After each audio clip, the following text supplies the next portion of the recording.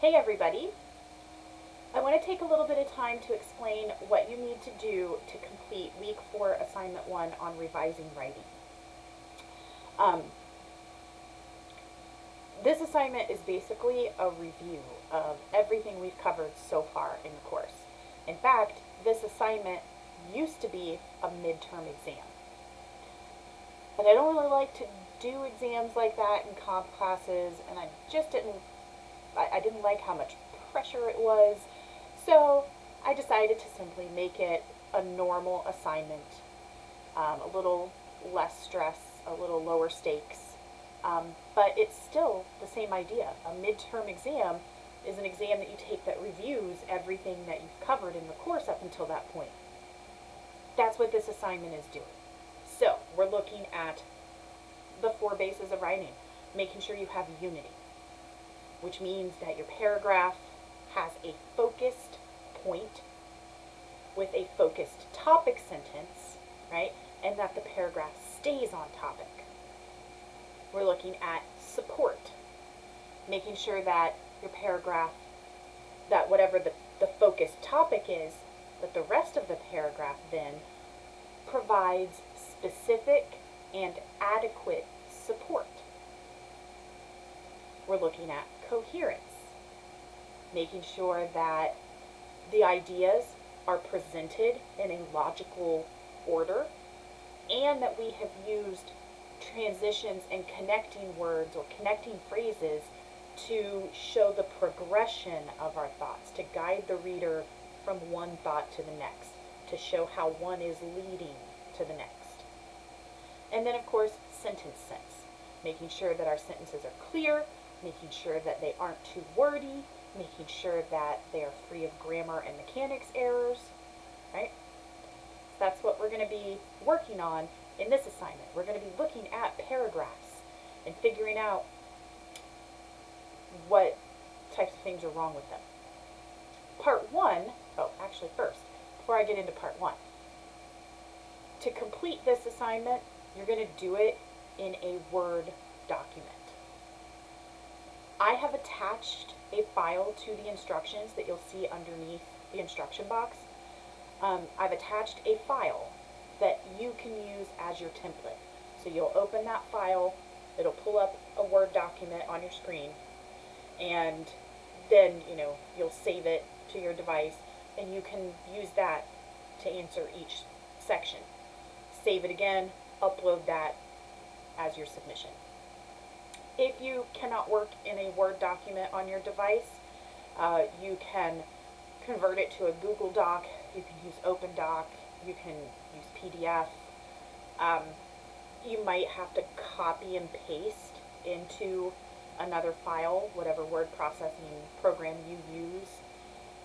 If you are unable to get it in any type of file, reach out to me. I do provide instructions for Google Docs under the Getting Started section. So you should be able to do that at the very least. But if for some reason none of those are options for you, please reach out to me so that we can figure out the best way for you to complete the assignment. Okay. But otherwise, take advantage of the file that I've attached and use that Word document as your template, and you can just mark your answers right in it. Okay. So part 1, we're going to be evaluating paragraphs for unity. Okay.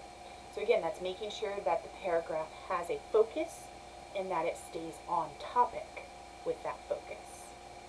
There are 4 paragraphs in part 1. Each paragraph has its own little separate set of instructions. So for instance, for number 1, it says, in the paragraph below, there are 2 sentences that are off topic. Based on the topic sentence of the paragraph, decide which 2 sentences are off topic. Underline your answers. So this paragraph is called A Kindergarten Failure, and the topic sentence says, in kindergarten, I experienced the fear of failure that haunts many school children. That's our focus. Read through the rest of the paragraph. You're going to come across 2 sentences that do not stay within that focus of telling the story of this fear of failure that haunts many school children. Whatever those two sentences are, underline them. And then you'll do the same thing for paragraphs 2, 3, and 4, but pay attention to the little instructions at the beginning of each paragraph, because it will tell you how many sentences are off topic in that particular paragraph. All right, so in paragraph number 1, a kindergarten failure, there's 2 sentences that are off topic. In paragraph 2, on how to prevent cheating, there's 2 sentences that are off topic. In paragraph 3, on other uses for cars, there are 3 sentences that are off topic. And in the 4th one, American technology, there are 5 sentences that are off topic. Okay? Use that to your advantage, that you know how many you're supposed to find in each one. Refer back to the topic sentence of each paragraph to help you figure out, okay, this is what the paragraph is supposed to stay focused on. Which sentences go outside of that focus? Those are the sentences that are off topic, right? Part 2 is on evaluating paragraphs for support. So you're going to have 3 paragraphs in this section, and in each paragraph there are some main ideas that don't have enough support to go with them. Like, it's a main idea and then there's nothing that comes after it to explain it. There's no examples to help support it. Your job is to find those main ideas, the ones that still need support. For instance, in number 1, we have a paragraph on chicken, our best friend. The little set of instructions above it tells you that you need to find the 2 ideas, the 2 main ideas that need more support. So you're going to read through, and the topic sentence should not ever be underlined. The topic sentence is supported by the whole rest of the paragraph. So what we're talking about are main ideas in the paragraph, right? So our topic sentence says, chicken is the best-selling meat today for a number of good reasons. That's our focus topic.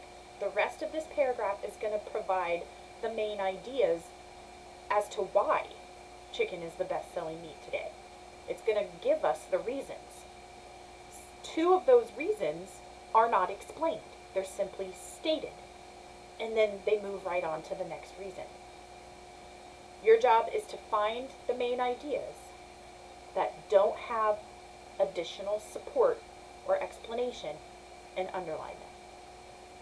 Alright, so in paragraph 1, chicken our best friend, there's 2 main ideas that need more support. In the second paragraph on tips for bringing up children, there's only 1 main idea that still needs more support. And in the third paragraph on culture conflict, there's 3 ideas that need more support. So you'll probably end up underlining like a whole sentence, like, this is the main idea, and then nothing comes after it to explain it. Right? Part 3, we're revising paragraphs for coherence. So what we have here in part 3 is a paragraph on apartment hunting. We have a good topic sentence. We have a good concluding sentence.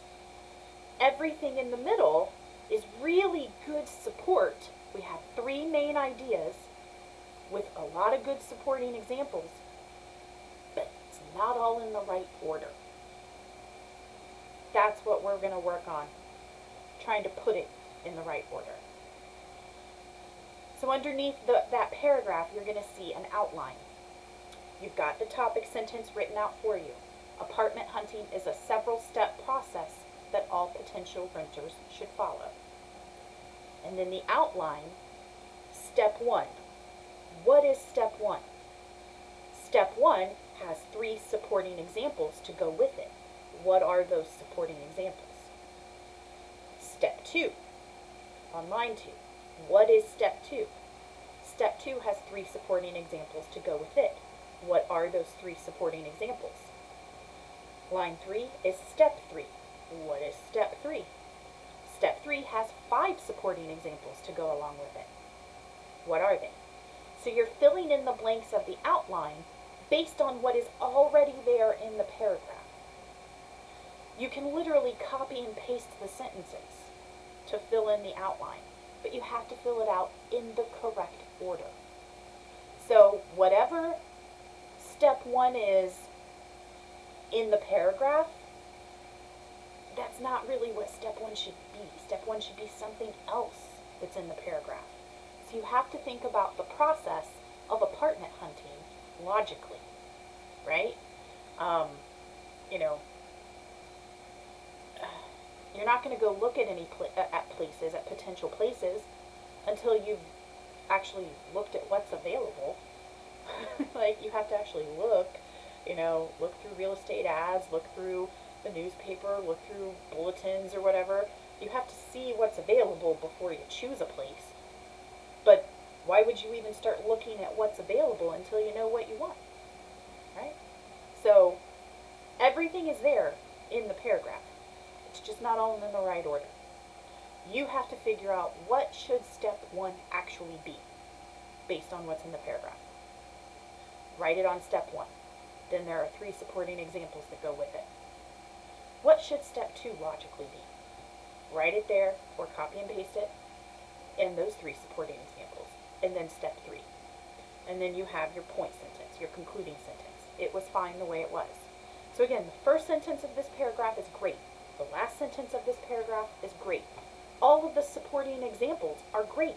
It's just not all in the right order. You have to figure out what the correct order should actually be and fill in the outline, right? Part 4 is we're kind of evaluating paragraphs for all 4 bases: unity, support, coherence, sentence sense. What you're going to do is there are 5 paragraphs in part 4. Underneath each paragraph are 5 answer options to choose from. You're going to read the paragraph and figure out which answer fits best. So, our first paragraph is on texting. You're going to read that paragraph. Then look at the answer options beneath it. Does the paragraph lack unity? Meaning it does not stay on topic. If you think that's what's wrong with this paragraph on texting, you're going to mark answer A. Does the paragraph lack support? Meaning the main ideas are there, but there's just no explanation given. If you think that's what's wrong with the texting paragraph, then you're going to mark answer B. Maybe the paragraph lacks coherence. The ideas are not well organized or well connected. If you think that's what's wrong with the paragraph, you're going to mark answer C. Maybe the paragraph lacks sentence skills. Maybe there are grammar and mechanics and spelling errors. If you think that's what's wrong with the paragraph, you're going to mark answer D. Maybe the paragraph is well written in terms of all 4 bases. Nothing seems to be wrong with it. If you think that's the case, you will mark answer E. You're going to do that for all 5 paragraphs. 5 paragraphs, 5 answer options. Only 1 answer per paragraph. So for, that first paragraph on texting, there's only 1 answer that should be marked underneath it. It doesn't lack unity and coherence. No, it's only 1 option fits for each paragraph.